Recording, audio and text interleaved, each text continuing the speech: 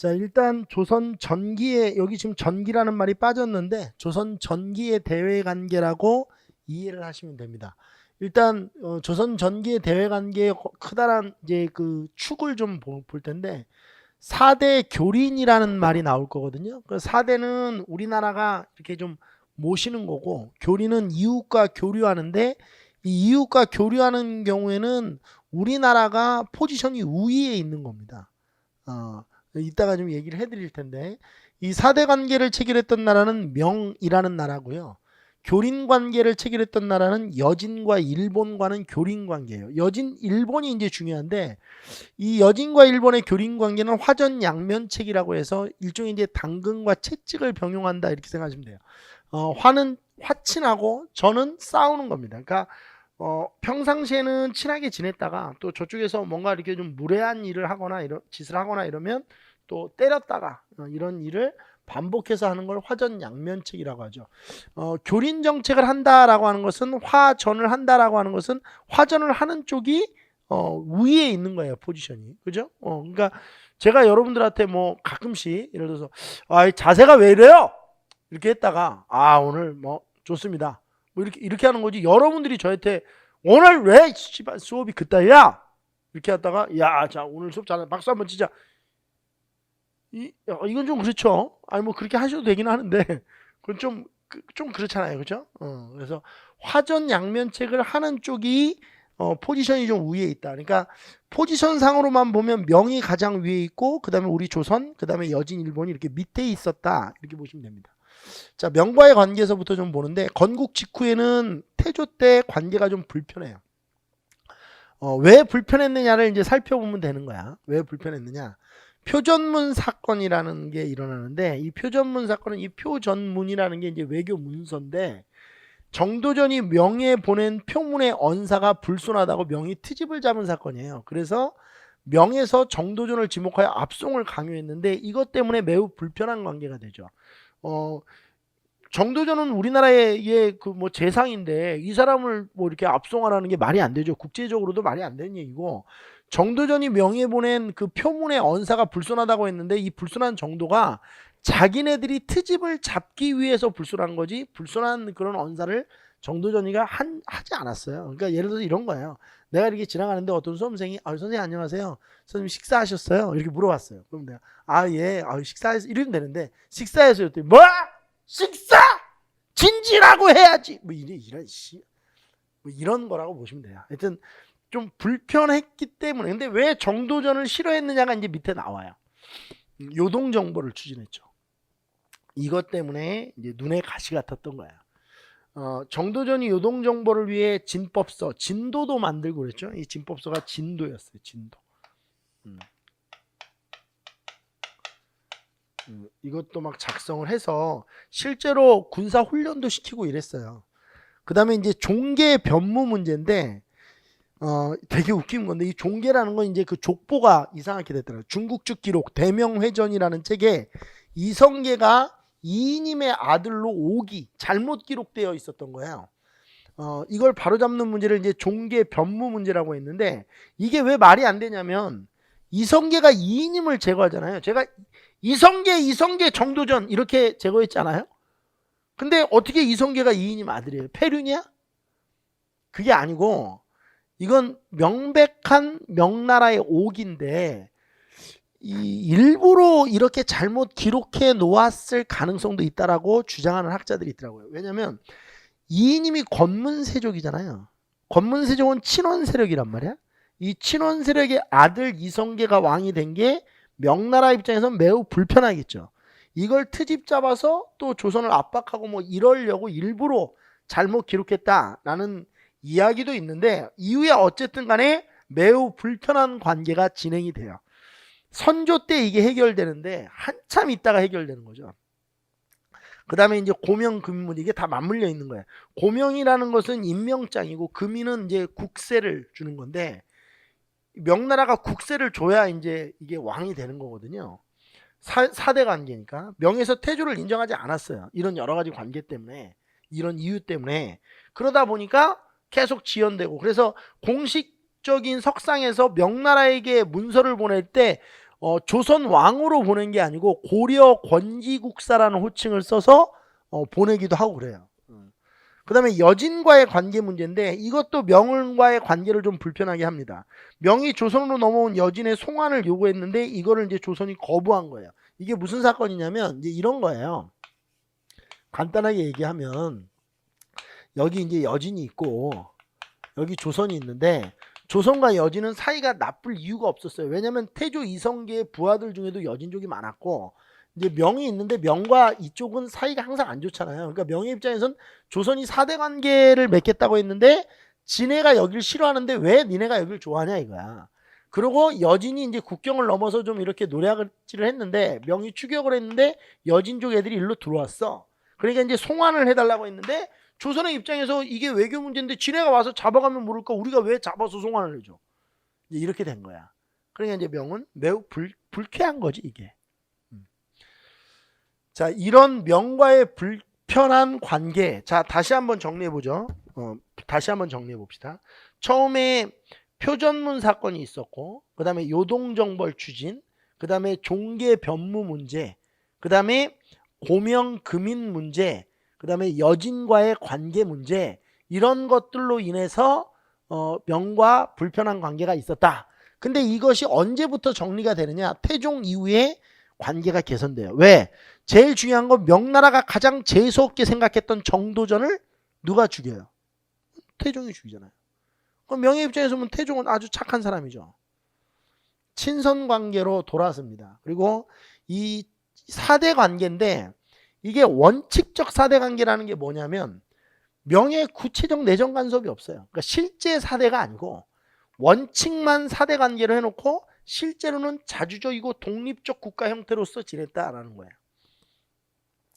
그래서 자주적 실리 외교를 전개했다라고 우리는 평가를 하죠. 그래서 실리라는 말이 중요해요. 그러니까 큰 나라가 명이 큰 나라니까 큰 나라와 작은 나라가 외교를 할 때 작은 나라가 큰 나라에게 잘해주는 거는 실리를 위한 거예요. 그죠? 우리가 뭐 이게 이렇게 하려고 하는 게 아니고 이렇게 큰 나라에게 잘 보이는 것이 자신의 실리를 위해서 나쁘지 않기 때문에 작은 나라는 그 방법을 택한 거죠. 그리고 이 구체적인 거를 얘기해 보면 우리가 이제 신하들이 가서 사신이 가서 조공을 바치잖아요. 그럼 명나라 황제가 회사품을 줘요. 그런데 이 회사품의 양이 보통 조공품의 양보다 많아야 사대 관계가 유지되는 거예요. 이것만 해도 실리죠. 그러니까 여러분들로 얘기하면 이런 거예요. 내가 아빠 생일 선물로 29,900원짜리 2000일 아울렛에서 뭐 이렇게 사가지고 이렇게 아버지 생일 선물 드렸어.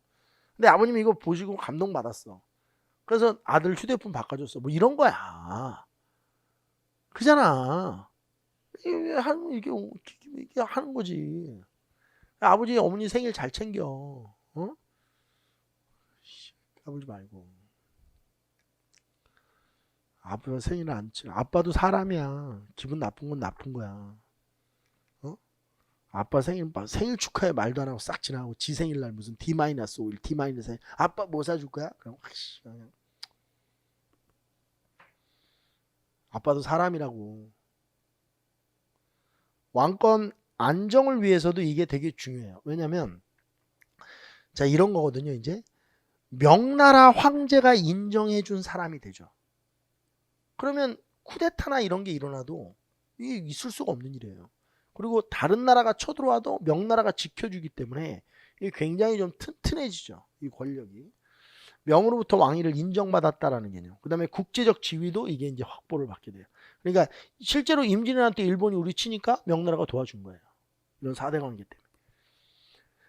정기 부정기적으로 명나라에 사신을 보내죠. 뭐 정기적인 거는 뭐 예를 들어서 설날 이럴 때 이제 보내는 거예요. 뭐 추석 이럴 때 보내는 거고, 뭐 부정기적으로 보낼 때는 예를 들어서 뭐 왕이 그 왕자를 뭐 생산했다. 그러니까 황제가 뭐 태자를 이렇게 낳았다.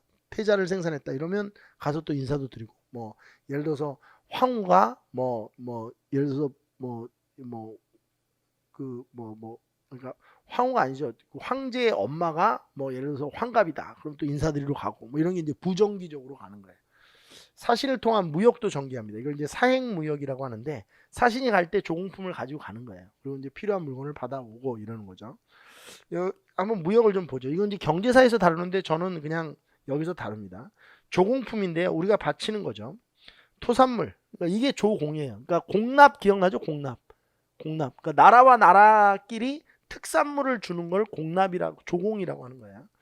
마필, 인삼, 말, 인삼 이런 것들을 주로 바쳤고 모피 등도 명나라에게 갖다 줬습니다.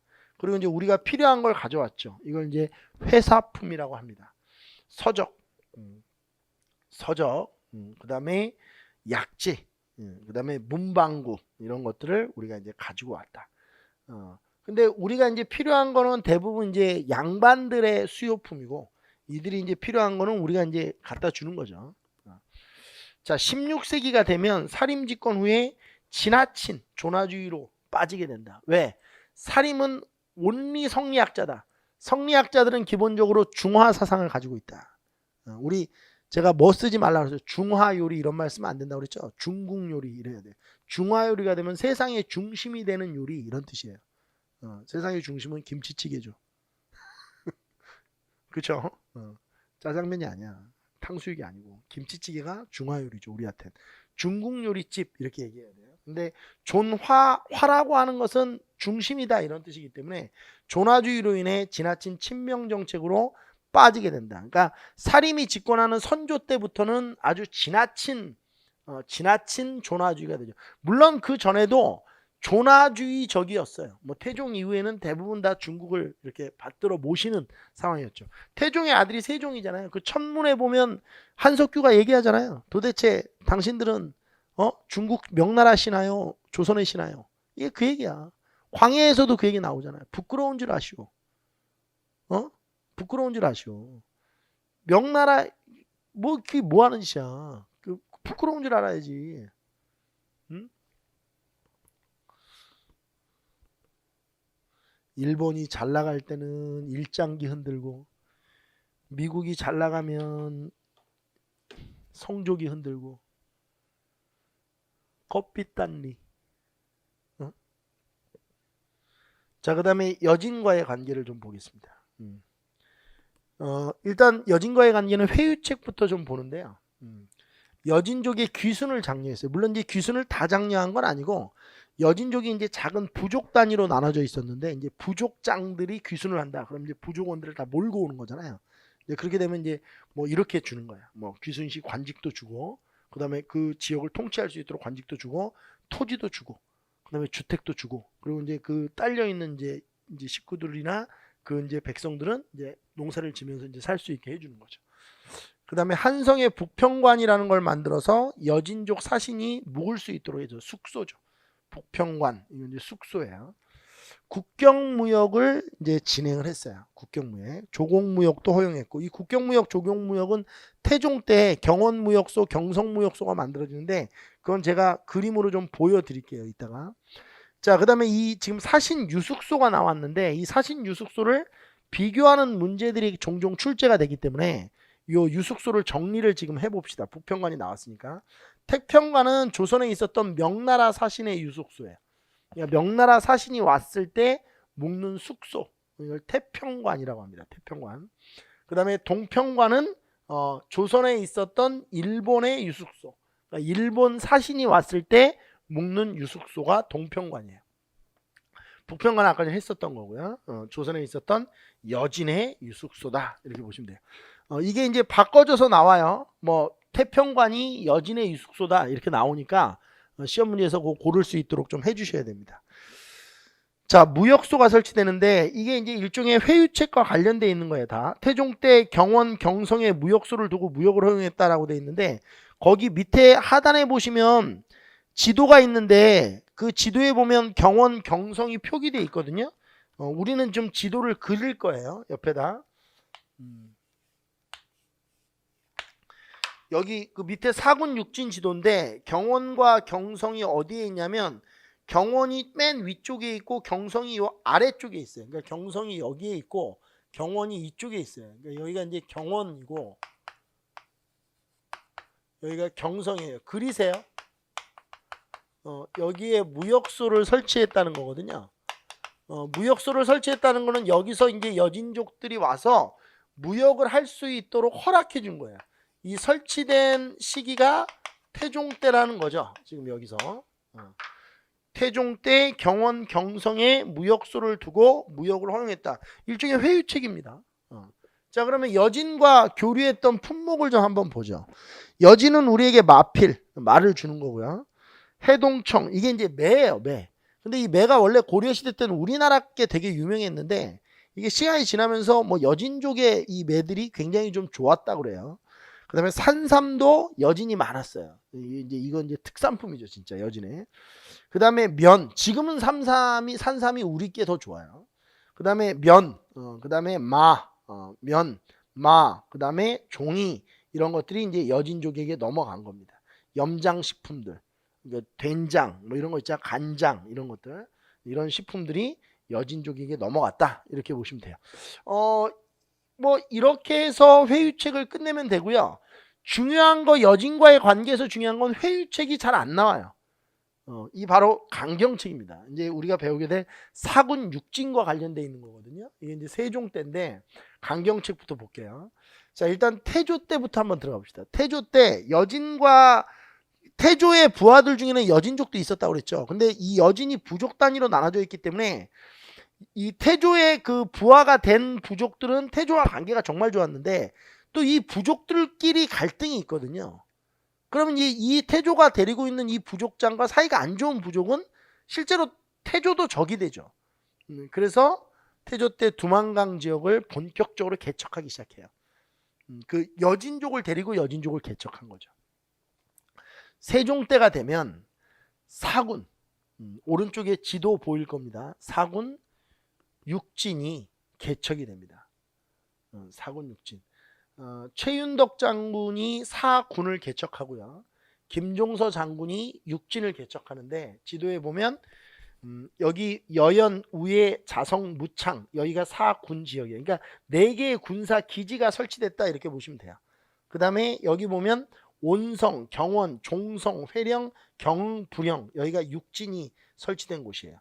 그래서 우리가 좀 여기서 조심하셔야 될 게, 여기서부터 여기까지 대충 이렇게 연결을 좀 하면 쓰지는 마세요. 여기가 초산에서부터 길주까지거든요. 근데 이 사군 육진이 개척되면서 이 부분의 영토가 이제 우리 영토로 완벽하게 편입이 된 겁니다. 물론 그 전에도 두만강 지역이 개척될 때 이게 네 땅이냐 내 땅이냐 좀 모호한 지점들이 있었어요.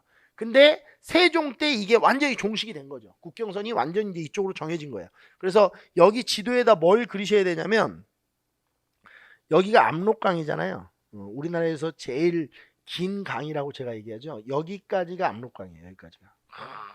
여기가 이게 800km예요. 803km. 생각해 보세요. 803km. 장난 아니죠. 그 다음에 여기가 이제 두만강인데 우리나라에서 이 두만강이 세 번째로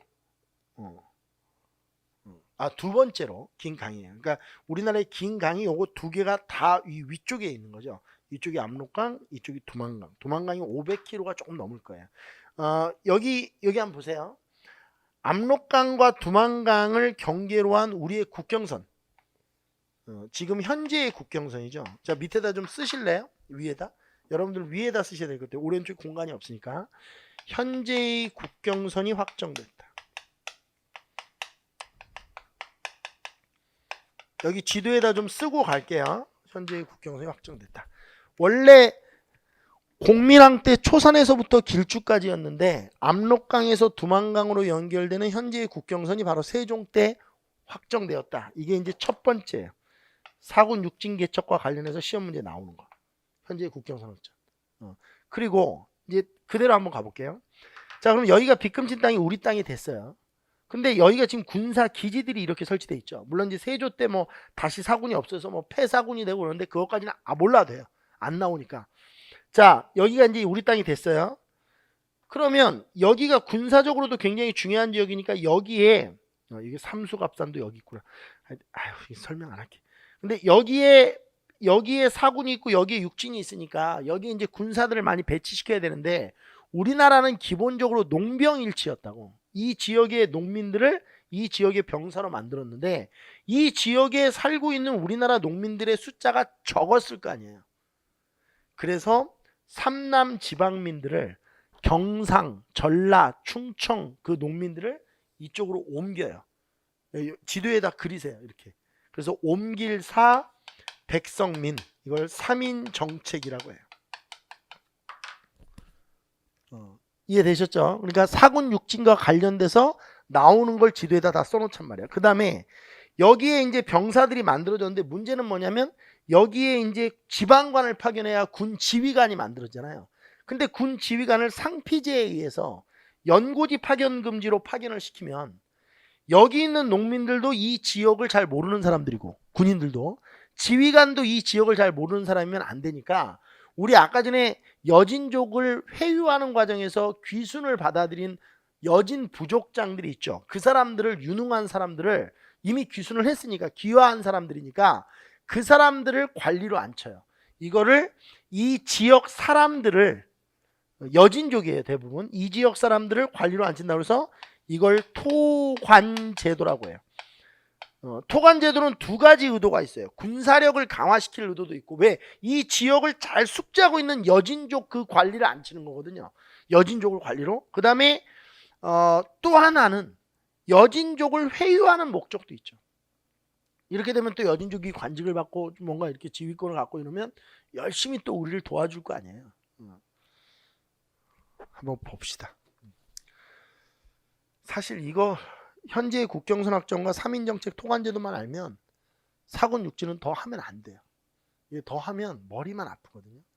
근데 이제 공무원 시험에서는 선지위가 이렇게 좀 지저분하게 나오니까 한번 해봅시다. 자, 세조 때 압록강, 두만강 일대를 여진족 토벌을 다시 해요. 뭐 이거는 그냥 있으나 마나 한 거예요. 계속 이제 토벌을 했다라는 거예요. 진행을 했다. 그러니까 사군 육진이 개척된 이후에도 여진족의 어떤 이런 그 침입이 있었고 그걸 막는데 굉장히 노력을 했다. 3인 정책을 한번 봅시다. 자, 이건 지금 3인 정책이에요. 이게 위에 왜 이렇게 돼 있냐면 진강과 병농 일치제. 그러니까 이제 3인 정책이 시행되고 그러니까 3인 정책이 세종 때 사군 육진이 개척되고 이제 세조 이후에도 계속 이제 진행이 될 거 아니에요.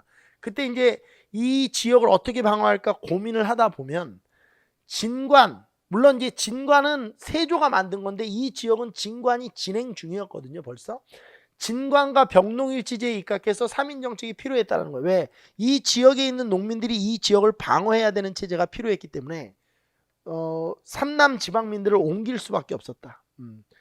여기서 주민들은 여진족이 대부분이었다라는 얘기예요. 그래서 삼남 지방 강제 인구 이동 정책이 시행된다.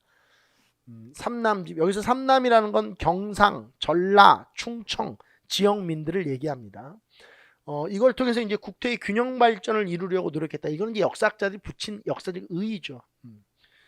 국방력 강화 이런 것들을 위해서 3인 정책이 필요했다. 상피제 적용이 안 됐다. 이 지역은 토관제도로 운영되었다. 이것도 얘기를 했던 거야. 여진족을 회유하고 국방력을 강화시키기 위한 목적이었다. 이 토관제도가 가지고 있는 의미고요. 3인 정책이 가지고 있는 의미입니다.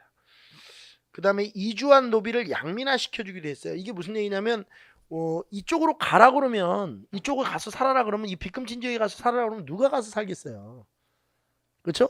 지금처럼 사회적 전출입이 많은 시기도 아니고 옛날에는 태어난 지역에서 죽는 거거든요. 근데 누가 여기 가서 살겠어요. 그러니까 이 지역에 뭐 아래 지역에 있던 노비나 이런 사람들을 옮기면 이제 양민화 시켜주는 정책도 쓰고 그랬다는 거죠. 자, 넘기셔가지고요. 일본과의 관계로 넘어갑시다. 자, 일본과의 관계는 강경책부터 볼 거예요. 자, 세종 때, 물론 이게 지금 이 세종 되기 전에도 태조 때 김사영이라는 사람이 일본에 가서 쓰시마섬을 정벌 하는데 이게 정벌 했다는, 그러니까 쓰시마섬을 정벌을 위해서 출병했다는 얘기가 있는데 이게 결과가 어떻게 됐는지 기록이 남아있지가 않아요. 그래서 태조 때 김사영이 쓰시마섬을 정벌한 거는 그렇게 중요하지 않은데 또 이걸 공무원 시험에서 내시는 분들이 있더라고. 아무튼 빼. 그리고 여러분들 그 창왕 때 박위 기억나요? 고려시대 때? 그 박위가 쓰시마섬 정벌한 것도 있었죠. 그러니까 그 상황이 붙어 있는 거예요. 창왕, 박위. 태조 김사영, 세종 때 이종무. 이 사람이 스시마섬을 정벌하는데 이 세종 때 이종무의 스시마섬 정벌이 대규모로 정벌이 일어난 겁니다. 1419년이고 세종 1년에 이제 일어나는데 실제로 가가지고 완전히 싹 대마도를 거의 다 초토화 시켜버려요. 민가까지 다 불태워버리니까 왜구를 완전히 근절시키죠. 이게 이제 왜구 때문에 골치가 아팠었거든요. 회유책입니다. 이게 이제 전형적인 화전양맹이죠. 그러니까 이게 지금 세종 1년에 이렇게 완전히 다 박살을 내놓고 그 다음에 세종 8년에 삼포 개항을 하면서 와서 무역하라고 하는 거야. 패놓고 야 무역해. 이게 화전양맹. 삼포는 부산포, 제포, 연포예요. 부산포, 제포, 연포를 개항합니다. 부산포는 우리가 알고 있는 부산이고요. 제포는 진해입니다. 진해. 진해. 진해. 연포는 울산이에요. 울산의 동부에 가면 일산진 해수욕장이라고 있는데 그 일산진 그쪽에 요즘에 새로 생긴 횟집 센터들이 있거든요. 포장마차로 그냥 분위기 씨가 죽입니다. 부산포, 제포, 연포 이렇게 외관이 설치돼요. 외관은 이제 아무래도 이제 삼포를 개항하고 무역을 하면 그 무역을 관리하는 곳이 있어야 되잖아요. 관리하는 거. 그래서 외관이라 이건 기구입니다. 기구. 이게 무역을 관할하는 기구죠. 외관. 계약조가 체결되는데 이게 1443년 세종 25년 때예요. 이게 왜 중요하냐면요. 무역을 삼포를 이제 개항을 해서 허용해 줬더니 너무나도 무역량이 많아지는 거예요. 근데 여기서 너무나도 무역량이 많아지는 게 우리나라에서는 왜 골치 아픈 일이냐? 일본이 우리나라에서 주로 가져가는 게 쌀이에요, 쌀.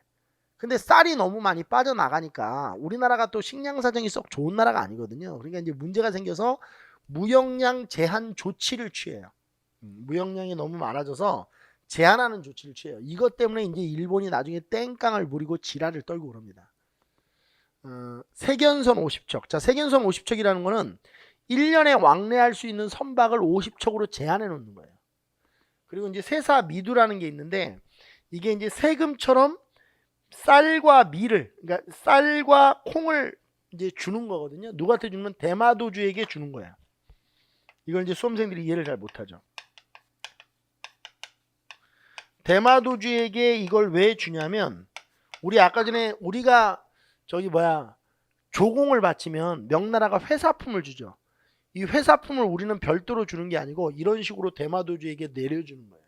우리가 우위에 있다는 걸 보여주는 거죠. 그리고 이게 얼마나 웃긴 역할을 하냐면 200석으로 정하잖아요. 그러면 1년 동안에 거래되는 양이 이거에 곱하기 10을 넘지 못해요. 그러니까 2000석을 넘지 못하게 하는 거예요. 100석을 주면 1000석을 넘지 못하는 거예요. 그러니까 이런 식으로 이제 암묵적인 합의가 있는 거죠. 그러니까 대마도주에게 200석의 세사미두가 내려졌다. 그럼 대마도주는 일본 상인들에게 올해 총 그 무역할 수 있는 쌀의 양은 1000석이다, 2000석이다, 200석이면 2000석이다 이렇게 알려주는 거예요. 거주 외인은 60명 정도가 됩니다. 이걸 이제 계해약조라고 그래요. 나중에 이제 계해약조, 임신약조, 정미약조, 기후약조 이 순서대로 물어보기 때문에 수험생분들이 이 세견선 세사미두 이게 여간 곤욕스럽지가 않아요. 계약조는 세종 때 체결된 거고 세견선 50척 세사미두 200석이에요. 이렇게 일단 기억을 해놓으세요. 자, 그 다음에 그 밑에 보면 이제 일본과 조선의 이 무역 품목이 있죠. 여기 이렇게 일본이 조선에게 주는 거, 조선이 일본에게 주는 무역 품목이 있어요. 이거를 좀 알아봅시다. 자, 구리가 일본에서 이제 와요. 구리. 그 다음에 황. 구리 황. 이거는 우리가 그 고려 시대 때도 잠깐 했었는데 향료, 약재 등이 이제 이렇게 일본으로부터 들어오는 거고. 그 다음에 우리가 주는 건 이제 쌀이 주로 많아요. 인삼 이런 거. 무명. 그 다음에 삼배, 서적 이런 것들이 이제 일본으로 넘어갔다 이렇게 보시면 돼요. 쌀, 인삼이 중요합니다. 그 앞에 있는 구리, 황이 중요하고 대표적인 품목만 기억하시면 돼요. 우리는 쌀, 일본은 구리, 뭐 이런 것들을 기억하시면 돼요. 자, 그리고 밑에 있는 그 지도를 보면 무역소라고 해서 그 경원무역소, 경성무역소 표시되어 있는 거 보이죠? 그 지도 좀 잘 확인하세요. 그 교린정책, 친명정책, 교린정책, 뭐 밑에 보면 시암, 류쿠, 자와 이런 것들도 있죠. 시암은 지금의 그 뭐죠? 태국이라고 보시면 되고, 류쿠는 류쿠 왕국이라고 해서 이게 지금 현재 일본의 오키나와예요. 그 다음에 자와는 자바, 이게 이제 인도네시아를 얘기합니다. 뭐 사신 토산물을 조선에 보내왔고 조선의 선진 문물을 이들에게 전파시켜줬다, 이렇게 보시면 돼요. 류쿠는 지금 현재 일본령이 돼 있는데 이때는 독립국이었어요. 류쿠 왕국이라고 했었죠. 아무튼 요 지도조 나중에 좀 살펴보시고, 그 오른쪽에 보시면 더 알아보기가 있는데 이거 보시기 전에 그 밑에 하단 부분에 빈 공간이 좀 있죠. 거기에 포커스라고 좀 쓰시고, 오늘 수업의 하이라이트인데 이걸 이제 잘 정리를 해 놓으셔야 돼요. 자, 제가 지금 하는 얘기 잘 들으셔야 돼요. 일본과의 외교 관계는 지금도 그렇지만 일본과의 외교 관계는 한 번도 순탄치 않았어요. 한 번도 순탄해 본 적이 없어요. 그러니까 우리나라와 일본의 역사는 한 번도 이렇게 평화롭게 잘 돌아간 적이 별로 없어요. 항상 대립하고 싸우고 뭔가 이렇게 문제가 있었죠.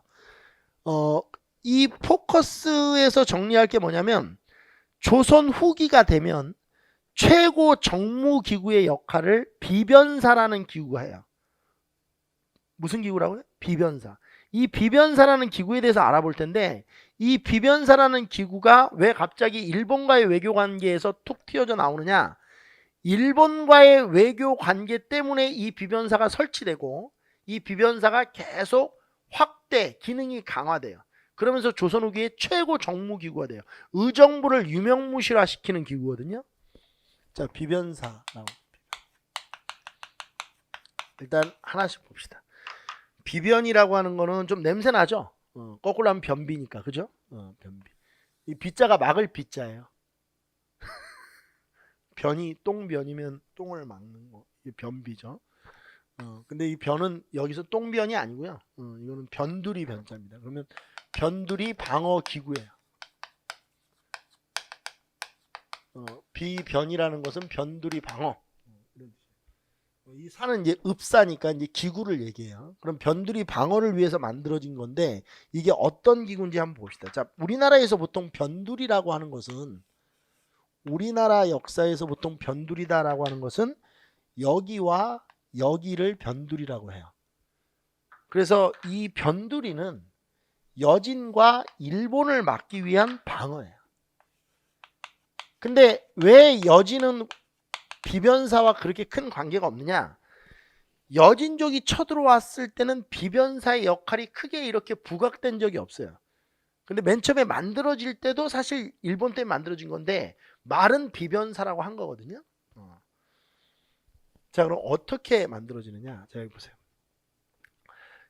우리 세종 때 삼포 개항을 했었죠. 삼포 개항, 부산포, 제포, 연포를 열었는데 중종 5년 1510년이 되면 삼포 땡깡이 일어나요. 이게 이제 삼포 외란이라고 합니다. 여러분들 그 땡깡이라는 말 아나요? 그 우리 아이가 달라졌어요 보면 막 애들 막 밥 먹다가 냉장고에 지머리 쳐박고 막 이런 애들 있잖아요. 막 티스푼 막 콧구멍에다 막 집어넣어가지고 막 안으로 들어가서 막 병원 가서 빼고 이런 애들. 이 땡깡 부리는 거거든요. 이게 1510년 중종 5년에 일어나는데, 말 그대로 그 계약조를 체결하고 삼포 개항한 이후에 계약조를 체결하고 무역량을 제한해 놓으니까 일본 상인들이 무역량 제한 조치에 반발을 해서 일어난 사건이에요. 이때 비변사가 설치가 돼요. 이때 이제 땡깡이 일어나면서 이걸 진압하기 위해서, 그래서 이때 설치될 때는 임시 군무 회의 기구로 만들어져요. 여기서 중요한 건 이게 임시라는 말도 되게 중요해요. 그러니까 상설기구가 아니고 임시기구인데 이게 회의기구니까 이게 한양에 있는 거예요. 변두리 방어한다고 해서 변두리에 만들어지는 기구가 아니고 변두리 방어를 위해서 회의하는 기구니까 이건 한양에 있는 겁니다. 한양에. 그 다음에 이게 이제 시간이 지나서 을묘외변이 터져요. 우리 을묘외변은 진관이 재승방약으로 바뀔 때 한번 했었는데 을묘외변이 터져요. 이건 다시 1555년에 3만에 가까운 일본 애들이 명종 10년에 쳐들어온 거야. 그래서 이때 상설기구화 됩니다. 너무나도 많은 외구가 쳐들어왔기 때문에 이제 상설기구화 되죠. 시간이 지났어요. 임진왜란 때 일본군이 쳐들어오죠. 임진왜란.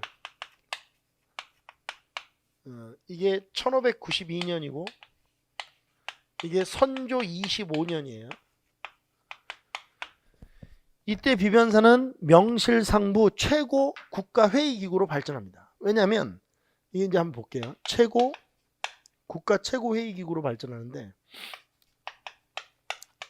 최고 정무기구로 발전을 하죠. 정무기구, 회의기구. 군사 정무를 다 하는 거니까 회의기구로 발전을 하는데 이게 왜 이렇게 될 수밖에 없느냐 이거를 좀 얘기를 해보자고요. 이게 왜 이렇게 될 수밖에 없느냐. 자 봐요. 임진왜란은 이제 전면전이 터진 거예요. 일본이 이제 크게 쳐들어온 건데 영의정, 우의정, 좌의정이 원래 의정부로 출근해야 되는데 의정부로 출근하면 안 되죠. 군사회의기구인 비변사로 출근하는 거야. 그러면 영의정, 우의정, 좌의정이 출근하는 의정부는 공동화, 비겠네. 그 다음에 육조판서들도 공조판서를 제외하고 뭐 제외했다는 말 몰라도 돼. 공조판서를 제외하고 다 일로 출근하는 거예요. 육조도 비겠네. 시그마 고위관리가 됩니다. 모든 고위관리가 다 이 비변사로 모이니까 이게 국가 최고회의 기구가 될 수밖에 없고 그리고 의정부와 육조는 유명무실화되는 거예요.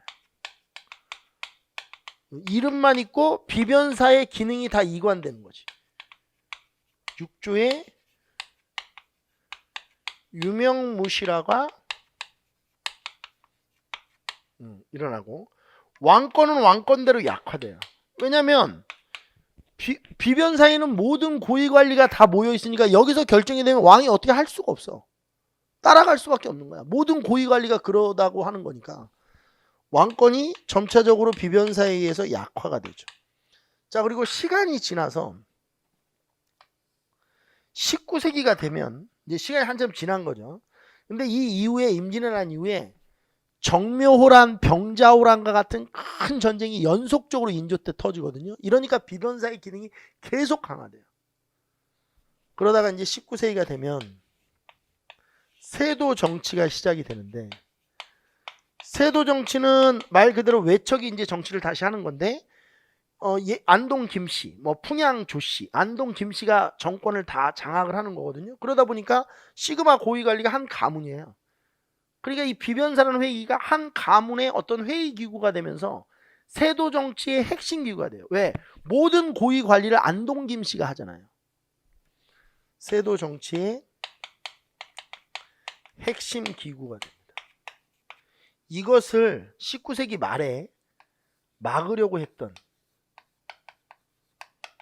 사람이 누구냐?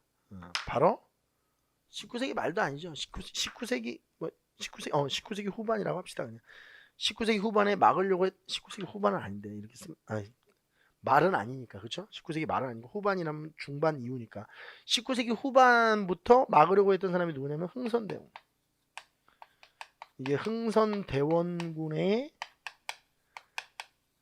비변사 혁파죠. 세도 정치의 핵심 기구였던 비변사를 그냥 없애버린 겁니다. 이 흥선대원군의 특징은 없애는 거예요. 뭘 이렇게 개선하고 수정하고 이런 게 아니고 그냥 없애버려요. 이게 비변사가 어떻게 설치되고 어떻게 없어졌는지까지예요. 그러니까 비변사는 삼포회란 때 설치돼서 흥선대원군 때 없어졌다가 이제 이 흐름인데 시험 문제 어떻게 나오느냐? 을묘해변 때 임시 군무회의기구로 설치됐다 이렇게 나와요. 이러면 안 되죠. 삼포외란 때 상설기구가 되었다. 이런 식으로 크로스가 돼서 나오거든요. 잘 정리해 놓으셔야 돼요. 다시 한번 정리해. 왜 갑자기 일본과의 외교 관계를 하는데 비변사가 튀어져 나왔느냐. 보시면 알겠지만 비변사가 설치되고 그 기능이 확대 강화되는데 다 그 중간중간에 일본과에 얽혀있는 사건이 있다는 거야. 삼포해란, 을묘해변, 임진왜란 이런 것들이 다 일본과의 외교 관계이기 때문에 일본과의 외교 관계를 배울 때 우리가 이걸 정리하는 게 맞다. 자, 그 다음에 이건 지도고요. 아까 전에 해줬던 외란 전후의 대일 관계인데요. 이제 임진왜란을 놓고 16세기 때부터 한번 보는 거예요. 이게 다시 또 나올 거예요. 자, 중종 때인데 중종 5년이죠. 삼포외란이 일어납니다. 비변사가 일대 설치가 돼요. 실제로 설치된 거는 1511년인데 그냥 삼포외란으로 묶어서 기억하시면 돼요. 이렇게까지는 안 나오니까. 자, 이제 삼포외란이 일어났으면 통교가 중단돼, 무역이 중단됐겠죠. 그러다가 이제 일본의 요구에 의해서 무역이 재개가 됩니다. 우리도 불편한 게 있었겠죠. 무역을 하다가 안 하면. 임신약조가 체결돼요. 1512년에. 이게 중종 7년인데 제포 하나만 개항을 합니다. 그러니까 부산포, 제포, 연포 중에 제포, 진해 하나만 개항을 하고 세견선 25척, 세사미도 100석으로 줄여요. 그러니까 이게 개해약조와 비교했을 때 세종 때, 세종 25년 1443년에 체결된 개해약조와 비교했을 때 하프가 된 거죠. 세견선 50척, 세사미도 200석이었잖아요. 세견선 25척, 세사미도 100석. 거류 외에는 문서화되어 있지 않으니까 외우지 않으셔도 돼요. 그 다음에 사량진 외변이 또 일어나요. 이게 이제 또 땡깡을 부린 거예요. 이제 이렇게 해놓으니까 모자르죠. 우리 삼포 외란도 왜 일어났어요? 이게 무역 제한 조치 때문에 일어난 거 아니에요? 이게 사량진 외변이 또 일어나요. 1544년에. 교역이 다시 중단됩니다. 이게 다 중종 때예요. 교역이 다시 중단돼요. 명종 때가 되면 정미약조를 체결해서 명종 2년인데 정미약조를 체결해서 다시 교역이 재개돼요. 아, 진짜 복잡하죠. 우리 1545년이 아까 전에 을사사화 이게 그러니까 명종 2년이에요. 1545년이 명종 직위년이잖아. 규정 위반에 대한 벌칙 강화를 놓고 다시 이제 통교를 재개하는데 세견선 25척만 성문화돼 있어요. 세사미도 이런 거는 언급이 없습니다. 근데 이거는 이제 규정 위반은 이 세사미도 100석은 그대로 그냥 가는 거라고 보시면 돼요. 이거는 그대로 그냥 가는데 세사미도는 언급을 안 해놨어요. 그 다음에 이제 시간이 지나서 명종 10년에 을묘해변이 또 터져요. 또 터져. 그 규정을 또 위반한 거죠. 이 새끼들은 위반이 관례예요. 국교가 일시적으로 단절돼요. 이것 때문에 일시적으로 단절되고 비변사는 이때 상설기구화 됩니다. 비변사가 설치된 거는 삼포외란이고요. 비변사가 상설기구화된 건 을묘해변이에요. 자, 이렇게 일본과의 외교 관계로 우리가 조명을 해보는 거예요. 자, 선조 때가 되면 임진왜란이 터집니다. 선조 때 임진왜란이 터지고 비변사는 최고 권력기구로 발전을 합니다. 최고 권력기구로. 제가 이거는 저쪽에다 얘기를 자세히 해드렸어요. 임진왜란이 되면 왜 비변사가 최고 권력기구가 되는지. 자, 그리고 이제 넘어갈 거예요. 자, 17세기가 되면 광해군 때인데 임진왜란이 끝나요. 우리가 선조가 1608년에 사망을 합니다. 8년에 선조가 죽어요. 선조가 승하한다고 해야죠. 왕이니까. 선조가 승하를 하는데 붕어하죠. 붕어. 광해군이 1608년에 이제 왕이 돼요. 그리고 1609년 그러니까 이제 광해군 1년이죠. 기후약조라는 걸 체결하는데 이거는 이제 임진왜란이 끝난 이후에 통교를 다시 재개한 겁니다. 이제 다시 무역을 시작한 거죠. 이때는 부산포만 개항해요. 아까 전에 우리 임신약조에서 제포만 개항하죠. 이건 부산포만 개항해요. 세견선 20척, 세사미도 100석. 세견선이 5척 줄어들었죠. 세사미도 100석. 이렇게 정해집니다. 이거를 세견성과 세사미두를 사료로 주거나 선지에서 자꾸 크로스를 해서 시험 문제 내요. 그래서 수험생들이 이 16세기 외란 전후에 대일관계를 무척 어려워합니다. 암기하세요. 암기하셔야 합니다. 계약조, 임신약조, 정미약조, 그 다음에 기후약조. 다시 한번 계약조 세종, 임신약조 중종, 정미약조 명종, 기후약조 광해군. 암기하십시오.